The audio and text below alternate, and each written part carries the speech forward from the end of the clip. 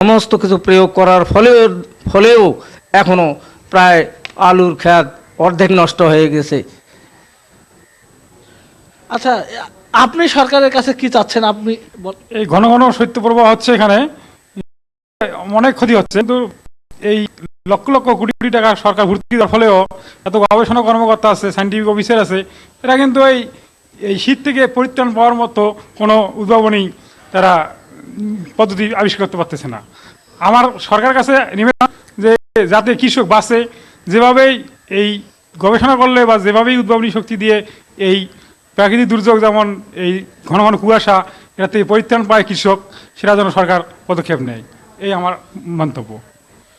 শিল্পী, আপনি শুনছিলেন যে সাধারণ কৃষকরা কিন্তু তারা অনেক প্রত্যাশা ব্যক্ত করেছে এবং তারা চাচ্ছে যে এই শীতে যে ফসলগুলো নষ্ট হয়ে যাচ্ছে সেই শীতের ফসল, শীতকালীন যে ফসলগুলো রয়েছে এই ফসলগুলো যেন শীতে নষ্ট হয়ে না যায়, সেজন্য তারা কৃষি কর্মকর্তা এবং কৃষি অধিদপ্তরের দিকে তারা তাকিয়ে আছেন।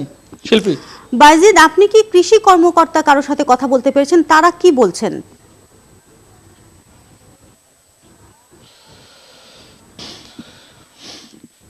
শিল্পী, আমি প্রায় এই শৈত্যপ্রবাহের শুরু থেকেই আমি কথা বলেছি রংপুর রেঞ্জের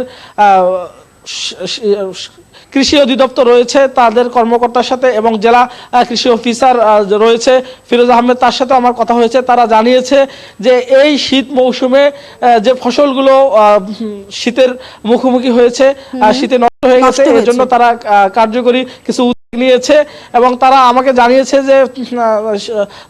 জানিয়েছে যে এই শীতে যে কৃষকরা ক্ষতিগ্রস্ত হয়েছে তাদেরকে হিসাবে তাদের পক্ষ থেকে আর্থিক ক্ষতিপূরণ দেওয়ার কথাটিও তারা আমাকে জানিয়েছেন। শিল্পী, ধন্যবাদ বায়েজিদ। আমরা কথা বলছিলাম বত্তারের বিল থেকে সহকর্মী শাহ বায়েজিদ আহমেদের সাথে।